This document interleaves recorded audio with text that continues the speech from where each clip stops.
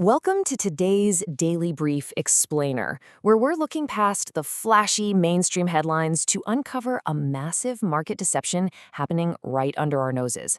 Today, we're going to peel back the curtain on exactly how institutional players are maneuvering in the energy sector right now and how that completely contradicts the macroeconomic narrative you are hearing on the evening news.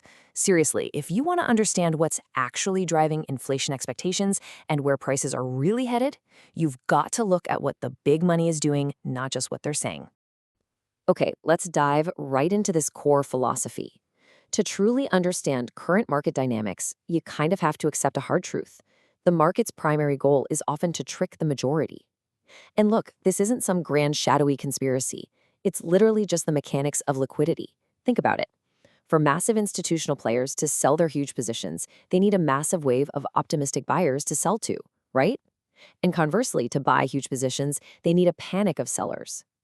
The market is basically a continuous psychological test, perfectly designed to lure the maximum number of retail investors onto the wrong side of the trade at the worst possible moment. Keep this fundamental truth in the back of your mind as we go through today's explainer, because it's absolutely crucial for unlocking the hidden moves happening in the commodity pits right now. Now, I want you to look at the stark contrast between what's being aggressively priced in by the general consensus and what the underlying charts are actually doing. Right now, the prevailing mainstream view is completely steeped in inflation fears. The broader market is essentially demanding and pricing in 2 full interest rate hikes by September, driven by this widespread belief that inflation is sticky and accelerating. But if we take a quick look at the underlying energy charts, the literal lifeblood of inflation, it tells a completely different hidden story. Energy futures are actually reversing.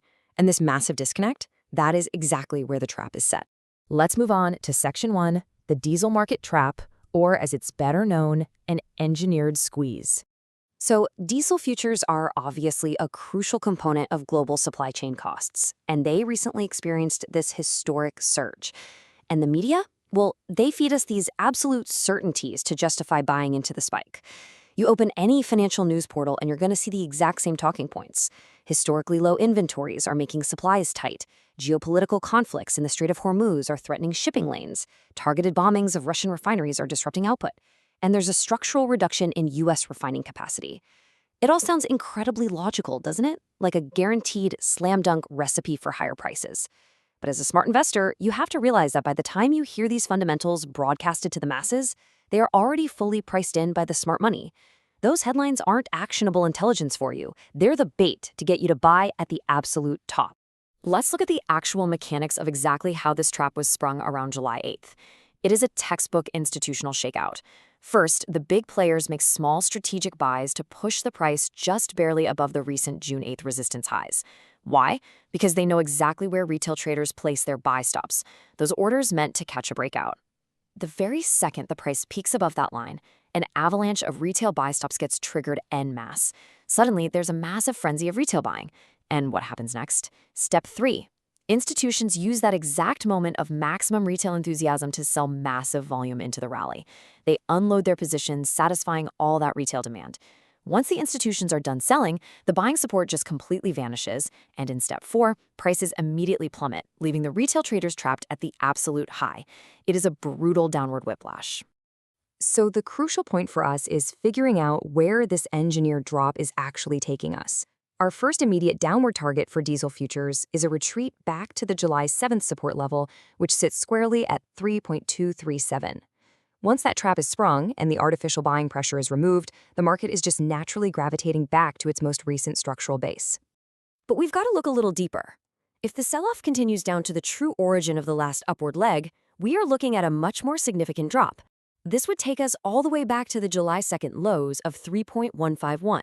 Think about what a drop to this level actually means. It completely erases the highly publicized breakout that the media was just hyping up. It proves, without a doubt, that the surge wasn't driven by lasting fundamentals, but by a temporary engineered squeeze to generate liquidity for the big players. All right, Section 2, the gasoline reversal, a coordinated trap.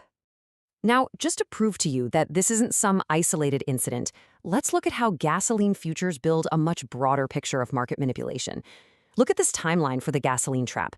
Throughout early June, specifically June 3rd, 8th, and 11th, we saw clear resistance highs established. A solid ceiling was built. Then, on July 9th, the price was deliberately pushed just past those June resistance levels. Again, not an accident at all. This was a highly targeted move to trigger a fresh wave of buy stops from traders betting on a major breakout. I mean, the financial press loves a good breakout story, but the immediate aftermath tells the real story here. A sharp engineered downward reversal. Just like with diesel, the institutions pushed the price up just enough to bait the retail trap, sold their massive holdings into the manufactured buying frenzy, and then completely pulled the rug. So, following this engineered reversal in gasoline, the inevitable destination for prices is a return to its own fundamental base.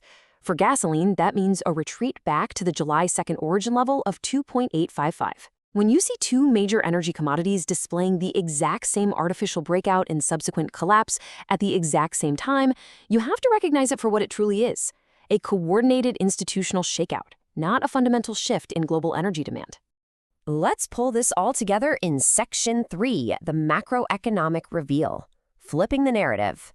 Having decoded the traps in both diesel and gasoline, we now have to connect these engineered energy drops back to the broader overarching narrative we started with. This is where the micro data absolutely flips the macro picture on its head. We have to seriously ask ourselves this fundamental question. If the underlying commodities are falling, why on earth is the market aggressively pricing in inflation? Diesel and gasoline are among the most expensive and restrictive components of the entire global economy. They dictate the cost of shipping, of manufacturing, of travel.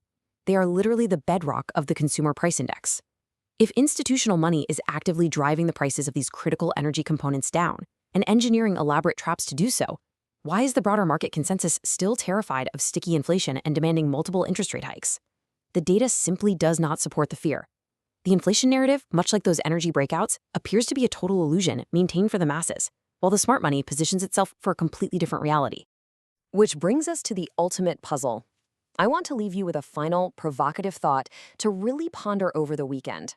When the rest of the market finally wakes up and realizes this whole inflation trap was an illusion, that energy prices were engineered to fall, bringing inflation down right along with them, where do equities go from here?